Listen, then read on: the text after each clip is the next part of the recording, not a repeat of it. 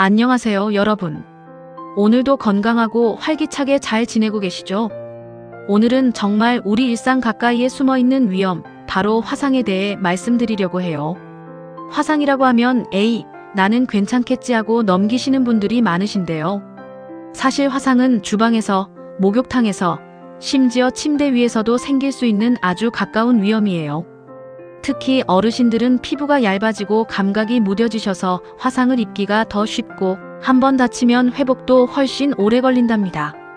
그러니까 오늘 이 영상 정말 끝까지 꼭 봐주세요. 미리 알아두시면 나와 내 가족을 지킬 수 있으니까요. 먼저 실제로 있었던 사례를 한번 말씀드릴게요. 뜨거운 국물이 담긴 냄비를 들다가 그만 쏟아서 등과 팔에 3도 화상을 입으신 분이 계셨어요. 3도 화상이라는 건 피부의 가장 바깥층인 표피는 물론이고 그 안쪽 진피층까지 다 손상되고 심한 경우에는 피하지방이나 근육층까지 영향을 받는 아주 깊은 화상이에요. 이 정도가 되면 피부가 스스로 재생이 안 되기 때문에 반드시 수술이 필요하답니다.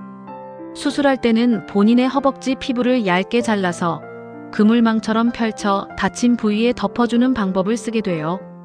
이걸 피부이식 수술이라고 하는데 그물망처럼 피부를 잘라서 면적을 넓히는 이유는 한정된 피부로 더 넓은 부위를 덮기 위해서예요.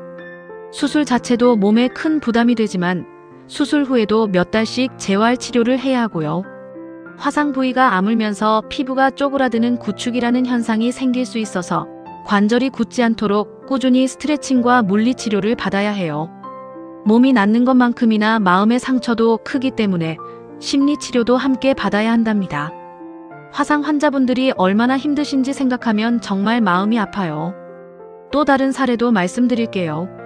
식당에서 가스가 폭발해서 몸 전체 면적의 절반 가까이 48%나 불에 대신 분이 계셨어요.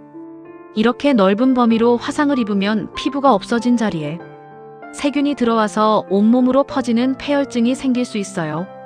폐혈증은 세균이 혈액 속으로 들어가 온몸에 염증 반응을 일으키는 건데 치료가 늦으면 생명을 잃을 수도 있는 아주 위험한 상태예요. 거기다가 화상 환자는 신장이나 간 같은 장기들도 함께 손상되는 합병증이 생기기 쉬워요. 특히 뜨거운 공기가 숨 쉴 때 기도와 폐로 들어가면 기도 점막이 붓고 폐 기능이 크게 떨어져서 스스로 호흡을 못하게 되기도 해요. 이걸 흡입 손상이라고 부르는데 화재 현장에서 연기를 많이 마신 경우에도 생길 수 있어요. 이런 경우에는 기계의 도움으로 숨을 쉬어야 하고 기도 안에 쌓이는 가래도 기관지 내시경으로 주기적으로 빼줘야 한답니다. 이렇게 중증 화상은 단순히 피부만 타는 게 아니라 온몸에 영향을 준다는 걸 꼭 기억해 주세요. 자, 그럼 화상에는 어떤 종류가 있는지 하나씩 알아볼까요? 첫 번째는 열탕 화상이에요.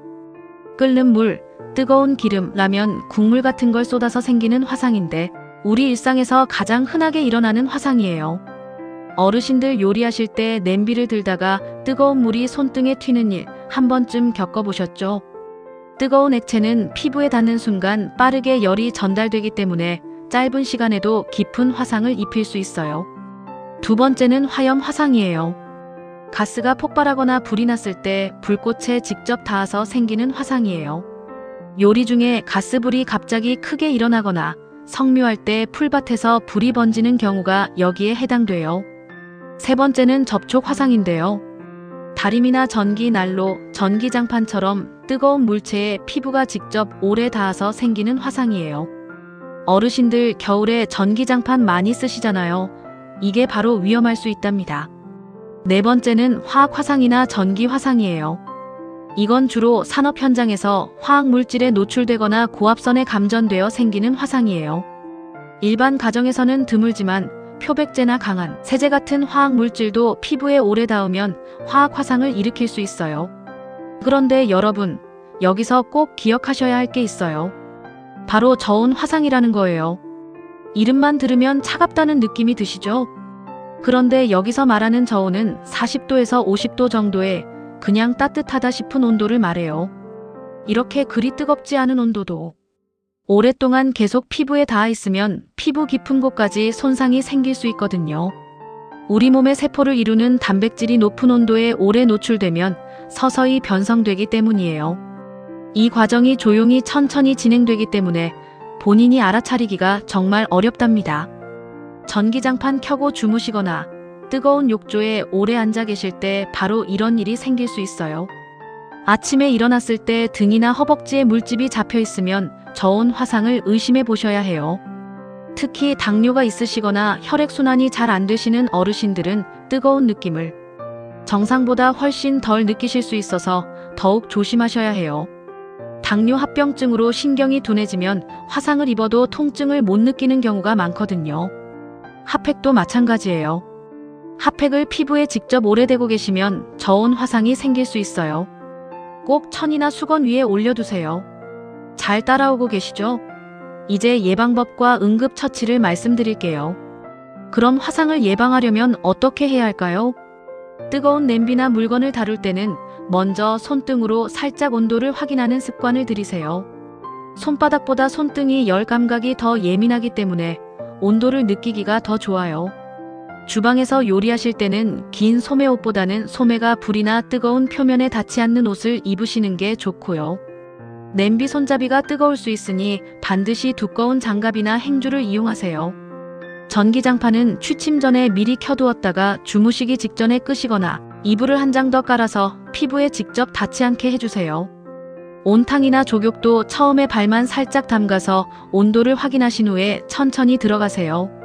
만약 뜨거운 액체를 쏟았다면 어떻게 하셔야 할까요? 제일 먼저 몸을 피하는 게 우선이에요. 엎질러진 걸 잡으려 하다가 더 크게 다칠 수 있거든요. 옷에 뜨거운 물이 묻었다면 아까워하지 마시고 바로 벗거나 찢어서 열기에서 벗어나야 해요. 천에 뜨거운 액체가 남아있으면 계속 피부에 열이 전달되기 때문에 1초라도 빨리 벗는 게 중요해요. 단 옷이 피부에 달라붙어 있다면 억지로 떼어내지 마시고 그 상태로 병원에 가세요. 그 다음에는 흐르는 시원한 물로 20분 정도 열을 식혀주세요. 딱 이렇게만 기억하시면 돼요. 흐르는 물로 20분. 물이 너무 차가우면 오히려 체온이 떨어질 수 있으니 미지근하거나 살짝 시원한 정도가 좋아요. 어르신들은 특히 오래 물에 노출되면 체온이 쉽게 떨어지니까 물 온도에 신경 써주세요. 이렇게 충분히 열을 식혀주면 화상의 깊이가 깊어지는 걸 막는데 큰 도움이 된답니다. 이때 절대로 얼음은 쓰시면 안 돼요. 얼음처럼 너무 차가운 걸 대면 혈관이 확 수축해서 혈액순환이 막히고 오히려 조직이 더 손상될 수 있어요. 치약이나 된장, 소주, 버터 같은 민간요법도 절대 안 된답니다. 세균 감염이 생기고 상처가 훨씬 더 나빠질 수 있어요. 의사 선생님들이 가장 안타까워하시는 게 바로 이런 민간요법 때문에 상처가 더 깊어진 경우예요. 화상 부위에 물집이 생기면 어떻게 하시겠어요? 이거 터뜨리면 낫겠다 하시는 분들 계시죠? 절대로 혼자 터뜨리시면 안 돼요.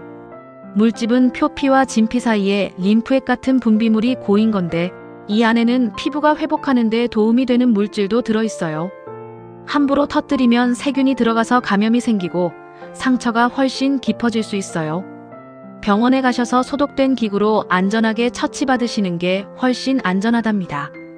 그리고 화상은 처음에 작아 보여도 시간이 지나면서 범위가 넓어지거나 깊이가 깊어질 수 있어서 가벼워 보여도 꼭 병원을 가주세요. 손바닥보다 넓은 면적의 화상 또는 얼굴, 손, 발, 회음부, 관절 부위 화상은 특히 반드시 전문의에게 보여드려야 한답니다. 이런 부위는 기능적으로 중요한 곳이라 흉터가 생기면 일상생활에 큰 지장이 생길 수 있거든요. 고령이신 분들, 당뇨나 심장병 같은 기저, 질환이 있으신 분들도 작은 화상이라도 반드시 병원을 방문하시길 강력히 권해드려요. 오늘 정말 중요한 내용 많이 알려드렸죠? 핵심만 다시 정리해드릴게요. 뜨거운 거 쏟으면 일단 몸을 피하고 옷을 벗으세요. 그 다음엔 흐르는 시원한 물로 20분 식혀주세요. 얼음이나 치약, 된장 같은 민간요법은 절대 안 되고요. 물집은 혼자 터뜨리지 마시고 병원에서 처치받으세요. 전기장판이나 핫팩은 꼭 천을 사이에 두고 사용하시고 장시간 사용은 피해주세요. 이 5가지만 기억하셔도 여러분과 가족을 지키실 수 있어요. 오늘도 끝까지 봐주셔서 정말 감사드립니다. 항상 건강하고 행복하게 지내시길 진심으로 바랍니다. 구독과 좋아요 눌러주시면 저한테 정말 큰 힘이 된답니다. 다음 영상에서 또 만나요.